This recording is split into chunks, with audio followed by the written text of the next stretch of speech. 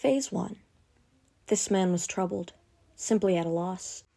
He was in the middle of a stare-down with several documents, a cigarette in his mouth. He stood from his chair and stretched, stared at the numbers on the wall, rubbed his brow, then sat back down and groaned like a bull about to draw its last breath.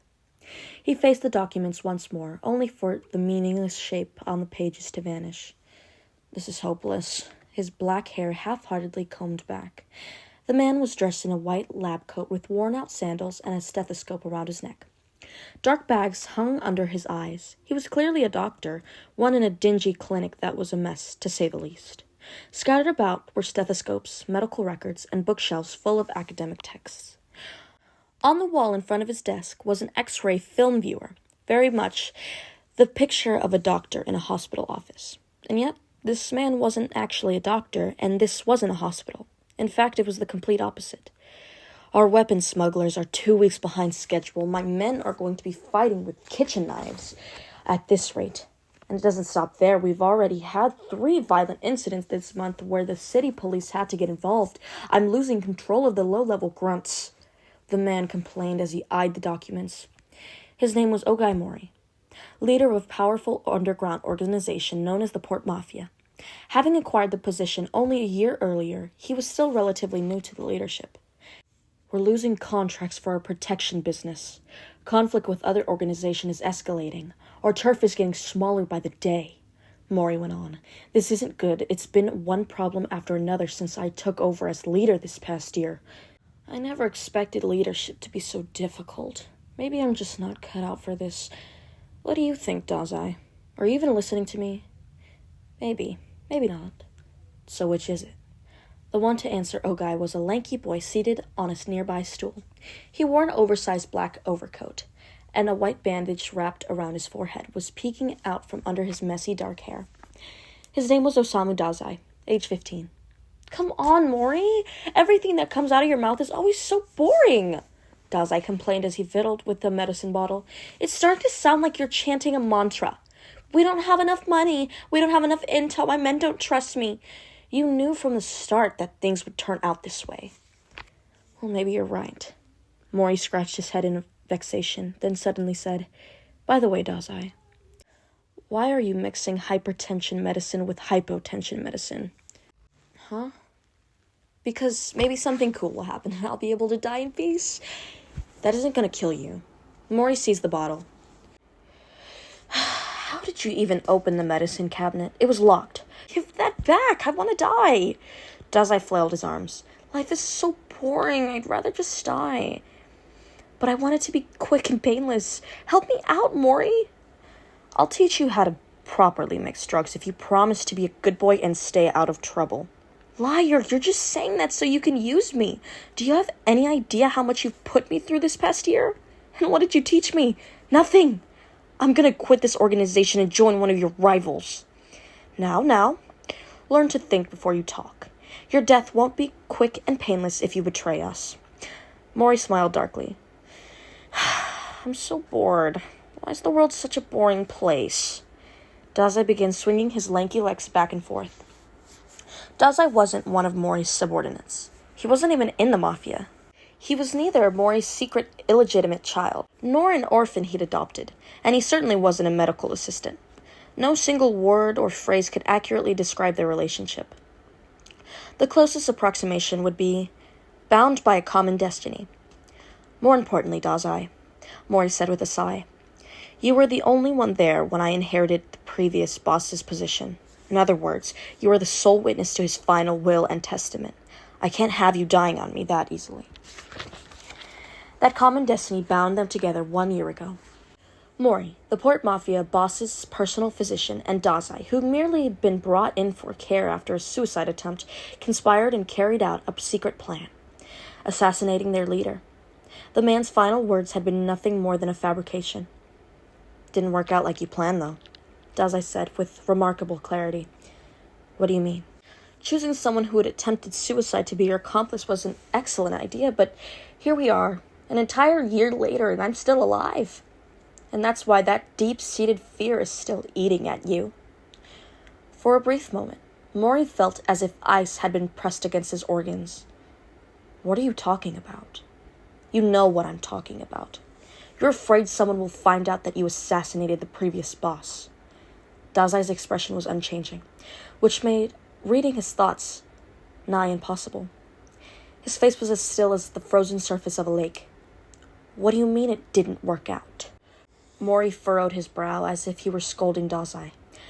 "Nothing fell short of expectations. You and I successfully carried out the mission 1 year ago. It wasn't successful without hardship. However, which is exactly why I never want to do something like that again. The mission isn't over yet," Dazai suggested with a cold gaze. "It only ends when everyone involved in the assassination and fabrication of the boss's final testament has been silenced. Permanently, right?" Mori's emotion hit him like a tidal wave. "You." Dazai's gaze quietly penetrated Mori, as if his eyes could see inside the man's body like some sort of medical device. "To that end, I was the perfect accomplice. Nobody would suspect a thing. Once you became the boss after I vouched for you, I could have simply killed myself for some unknown reason." The pair spent the next few moments staring at each other in silence, so heavy and noxious you might think it was a stare-down between the Grim Reaper and a demon. A single word rang in Mori's head over and over like an alarm. "Miscalculation. You misjudged the situation," he told himself. "You failed to pick the optimal solution. You shouldn't have chosen this child to help you." Dazai is unpredictable. He can be sharp, but in a dark, twisted way he's observant. He's cold and calculating with no equivalent even in the Mafia, where the most evil reside. I'm kidding. I was just making stuff up because I get a kick out of watching big shots like you squirm. It's what I've been doing to keep myself entertained lately," Dazai said before quickly returning to his usual laid-back, unfocused expression. Mori quietly observed him. Dazai showed flashes of brilliance one moment, but the next moment they were gone. As soon as he seemed to have it all figured out, he confused everyone by talking about his bizarre, meaningless fascination with suicide. It had never occurred to Mori before he became a leader, but something about Dazai brought a certain person to Mori's mind. "You remind me of someone," Mori said without a second thought. "Who?" Dazai asked, curious, but Mori didn't answer the question. "At any rate, stop teasing your elders," he said, smiling faintly. "Me? Permanently silence you? Don't be ridiculous! Besides, I would have done that long ago if I really wanted to. It'd be simpler than breathing. How many times have I stopped you from killing yourself this year alone? It's quite taxing, you know. I even disarmed a bomb under your chair once, like the protagonist in a movie." He couldn't let Dazai die, because if he did, the previous boss's supporters within the organization would most definitely turn on Mori and claim he was behind his predecessor's death. He'd already stopped 2 assassination attempts that year, both of which had been planned by his predecessor's supporters.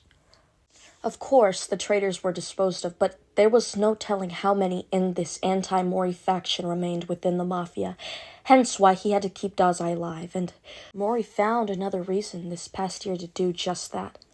"Dazai, if you really want, I can prepare a drug so you can end things comfortably," Mori claimed, opening his desk drawer and pulling out a sheet of paper that he swiftly wrote something on. "Really? I need you to do a quick investigation for me in return, though," he said as he kept writing.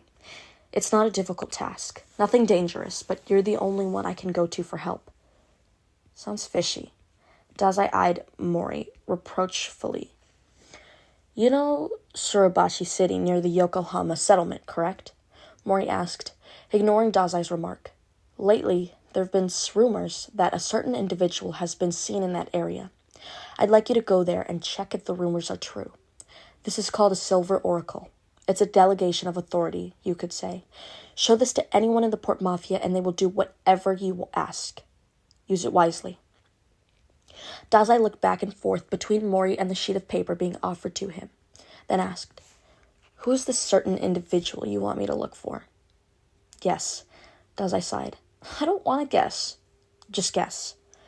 Dazai stared darkly at Mori for a few moments, then slowly replied, "There's no way that the most powerful man in the Port Mafia would give a second thought to some town gossip.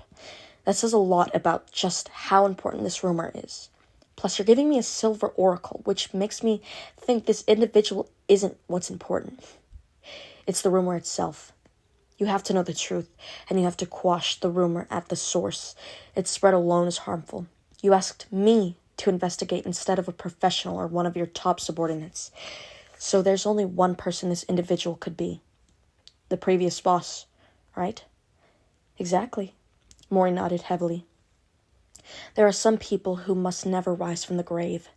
I personally confirmed his death, even gave him a most exceptional funeral. Mori touched his fingertips, for he could still feel that moment. It was like cleaving a massive tree.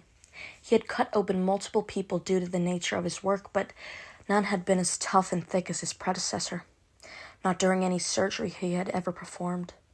He'd slit the previous boss's throat with a scalpel, then covered the murder up by claiming the leader's illness had brought on convulsions and he needed a tracheotomy to open his airway. Dazai, then only 14 years old, had witnessed all of this firsthand. Someone who must never rise from the grave, huh? Dazai muttered. After a few moments passed, he heaved a reluctant sigh and stood up. Looks like I really am the only one you can go to for help, he said before snatching the piece of paper from Mori. You're going to get me that drug then, okay? You better keep your word. Mori smirked and replied, This is your first job. Welcome to the Mafia. Dazai began briskly walking to the door when he stopped all of a sudden. By the way, who's the person you said I reminded you of? He asked. Mori smiled faintly. Then, with a hint of melancholy in his expression, he gave his answer. Me. He needed an assistant, a secretary, a confidant, a right-hand man of the highest caliber. But as a doctor, a traitor, and an usurper, what he needed most of all was someone he could trust. He needed a subordinate with whom he could share everything. Someone who could understand him, as he alone stood at the organization's apex, leading his subordinates. It was an error on Mori's part to take in Dazai, but not all errors are bad. The stone he picked up, which he planned on disposing of eventually, turned out to be a giant diamond in the rough. Perhaps Mori was asking for too much, as someone who followed such a bloody path, but this was Dazai after all. So, perhaps... Dazai, Mori began while still pondering that question. I may not be able to comprehend your answer, but I nonetheless want to know. Why do you want to die? Dazai seemed puzzled as he looked back at Mori, like he genuinely didn't understand the question. Then, eyes full of youthful innocence, he responded, Let me ask you something instead. Do you truly believe there's value in living? Suribachi looked just like it had sounded, a city built within a crater created by a massive explosion years prior. The original inhabitants perished in the mile-diameter blast, along with any notion of who each section belonged to. All that remained was a wasteland in the shape of a Japanese mortar. The Suribachi. It wasn't long before people arrived and decided to build their own city. They were society's outcasts, or perhaps society never even acknowledged their existence to begin with. Suribachi bordered the Yokohama settlement, a designated conflict zone, and anyone could take up residence there regardless of legality. That drew people to create huts, build stairs, and even lay electrical wires. The site of the explosion soon became a haven for those scorned by prosperity and luxury. It was a gray city for gray people, and of course it was outside the authorities' radar, which naturally made it a prime real estate for illegal organizations such as the Mafia. Dazai was heading down a path in Suribachi. Oh, so drinking metal plating solutions is an extremely popular method of suicide abroad, huh? Interesting. He was reading a book as he walked, his expression the epitome of serious. Dazai had never looked at someone with such solemnity. What's this? It's only popular because it's the easiest chemical for industry painters to get their hands on. And it's not a quick and easy death. Anyone who drinks this solution dies after spending hours in agony as their organs dissolve inside of them? Ugh, I'm so glad I didn't give that a try. Dazai lifted his head and glanced at his Mafia escort behind him. Hey, did you know that? Be careful next time you plan on killing yourself. Hirotsu.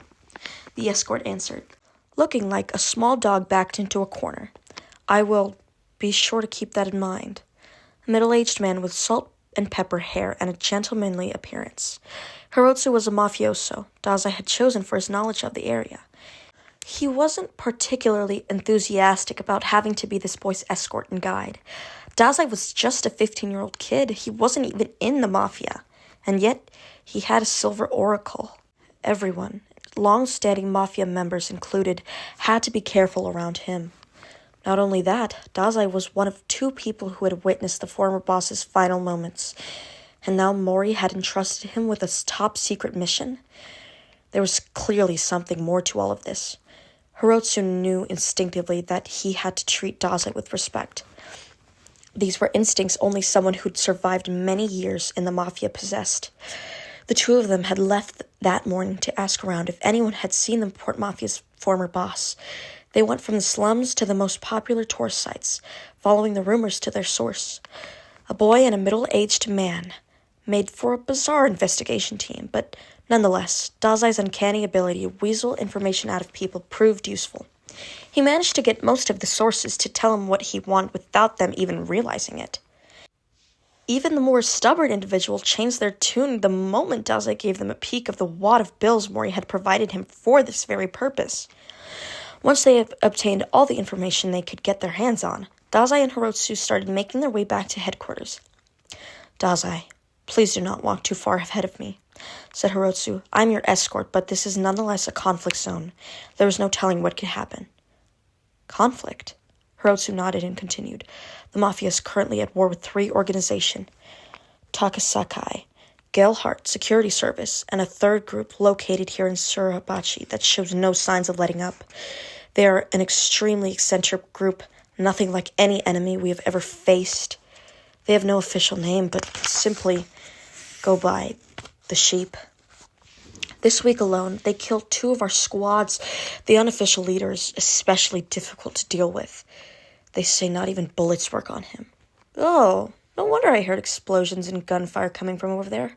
Doesn't make much difference to me, though, Dazai grumbled in boredom. All of a sudden, there was a beep coming from his pocket. His phone. It's Mori. Dazai placed the phone against his ear. Hello? Yeah, we're done here. I learned a bunch of things. Huh? How? Who do you think I am? Anyway, to get straight to the point, Dazai sounded like he couldn't care less. The previous boss was here. He came back to life from the pits of hell, covered in black flames. What? Came Mori's shaky reply. There were a lot of witnesses. I guess the old man had a lot of regrets and couldn't let go of this world. Dazai's lips curled into a cold-blooded smirk. At any rate, I'll give you a detailed report when I get back.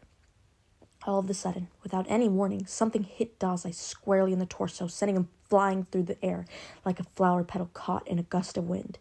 He smashed through a zinc-coated steel roof, causing the wooden hut underneath to collapse, then rolled farther into Surabachi while demolishing a well's fencing into the process. The sheep, he heard Hirotsu's shouts slowly fade into the distance. Dazai! Dazai bounced down the hill until he went right through a shed, kicking a whirlwind of dust and plywood, and then he finally stopped. He found himself atop a simple stucco building. However, something was on top of him. The shadowy male figure who had hit him moments ago. Now this is rich, the figure roared with laughter. A kid! The Port Mafia is so hard up for lackeys that they're hiring kids. It was a small-framed boy around Dazai's age, dressed in a dark green biker jacket. He looked like a crow amid the dark of night. That hurt, you know? Dazai collapsed on his back, said emotionlessly. I hate pain. I'm gonna give you a choice, kid, the boy told him, hands still in his pockets. Die now or die after giving me the information I want? What's it gonna be? I like those 2 choices. Both very tempting offers. Dazai replied unflinchingly, despite having been hit in the torso and knocked through several buildings. Okay, kill me now. The boy in the biker jacket fell silent for a brief moment, then looked down at Dazai as if realizing he'd finally met a person of character. Thought you'd just cry and run away. You're a surprisingly gutsy kid. You're a kid too. Yeah, everyone I fight says that at first, but they immediately realize their mistake. I'm no ordinary brat like you. The boy clenched his fist. Now talk. Tell me everything about this Arahabaki you're looking into. He then stepped on Dazai's wounded hand, cracking the bones under the sole of his shoe. Oh, Arahabaki. I see. Arahabaki. Dazai muttered. He stared at his hand being crushed as if it was someone else's. So you do know, huh? Nope. First I ever heard of it, Dazai replied flatly. The boy grinned, then swiftly kicked Dazai. The ball of his foot struck Dazai's bones with an agonizing creak. Dazai moaned in pain. All right, then, the boy said. Wanna go for the record? Longest someone's ever lasted without talking is 9 kicks. Dazai's face twisted in agony as he answered. You let me go if I talk? Yeah, I don't pick on weaklings. Dazai fell into silent thought for a few moments. He then quietly stared at the boy above him with a serious expression and replied, Okay, I'll talk. His voice heavy and tense, he said, You ought to drink more milk, you're really short. The boy kicked Dazai in the stomach once more, sending him rolling off the roof until he crashed into the fence below. I didn't ask, you little shit, the boy shouted. I'm 15, I'm still growing.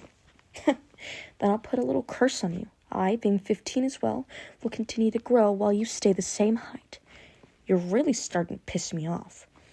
The boy had already made his way over to Dazai's side and kicked him in the face. Dazai's neck audibly creaked. That hurt, you know? Dazai groaned with a slight chuckle. Blood trickled out of the corner of his mouth. He must have cut the inside of his lip. But thanks to you, I remembered something. The Sheep is one of Yokohama's most influential support groups, and all of its members are kids and teens. I heard it got its start after a bunch of kids created a self-defense force to fight back against gangs, lootings, and human trafficking. They're strictly defensive and non-violent, and yet hardly a soul dares to oppose them. The reason is simple. Anyone who steps on their turf pays for it dearly, and the one who makes them pay is none other than the Sheep's leader himself. Now it makes sense. You're the Sheep King, Chuuya Nakahara, gravity manipulator. I'm not a king. The boy, Chuuya Nakahara, spat. I just happen to have something no one else does. Power. I'm simply fulfilling the responsibility I have. Chuuya paused, then looked down at Dazai and added, You sure know a lot about the sheep. I got invited to join a while back. Obviously I refused. You made the right choice. I would have killed you within the first 5 minutes. I'd have assassinated you before that. Dazai met Chuuya's glare. Chuuya then took a few steps back. Doesn't matter. I'm still going to kick you to death in the next 5 minutes regardless, so nothing changes. As if a little punk like you has any useful info anyways. I'm going to send your head in a box to those mafia sons of bitches. Consider it a declaration of war. You won't get that far. Dazai didn't move an inch. He simply stared quietly back at Chuuya. Don't you hear those footsteps? Footsteps? What footsteps? All of a sudden, Chuuya was surrounded by angry shouting. Don't move. Numerous mafia soldiers had their weapons aimed at him. Rifles, pistols, submachine guns, machine pistols, and shotguns. Chuuya looked around. Interesting. You're a lot more popular than I thought. Wasn't expecting anyone to come for your dumbass. Give it up, boy, Hirotsu demanded quietly from the back of the crowd. You're far too young to find out what your organs look like. Your threats don't scare me, old man. Guns don't work on me. I'm gonna kick all your asses and go home without a scratch, just like I always do. Hirotsu calmly watched Chuuya. This brings back memories. Hirotsu began. I had a similar phase when I was younger. I was rash and deluded, thinking I was invincible. I thought my brute strength alone could break the world to my liking. A faint smirk played on his lips. Guns don't work on you, you say. There's nothing special about that. Plenty of other skill users could say the same. At any rate, you've had enough warnings. Now it's time to repent. You'll have plenty of time to rue your foolishness and ignorance in a pool of your own blood. Hirotsu's shoes clicked audibly as he took a step forward. His gaze was more chilling than death itself. "You've got powers too, huh?" Chuuya's eyes sharply narrowed. "I like the look in your eyes. You seem at least a little tougher than everyone else I've fought," he said. "Come." He readied himself for battle, hands still in his pockets. "Hirotsu, you should probably sit this one out." Dazai winced with pain as he continued. "He can manipulate the gravity of anything he touches. Your skill's a bad match." Gravity, you say?" Hirotsu replied as he removed the white glove on his right hand. It was a very elegant action, as if he were royalty. "Then it is only fair that I tell you my skill, young sheep. I can repel anything my hand touches." "How kind of you to share," Chuuya said with a laugh, "but don't expect me to go easy on you, just 'cause you're old." "No need." Hirotsu nonchalantly tossed his glove at Chuuya. The moment Chuuya knocked it away, Hirotsu was already right in front of him. He grabbed the boy by the collar with his left hand and pulled.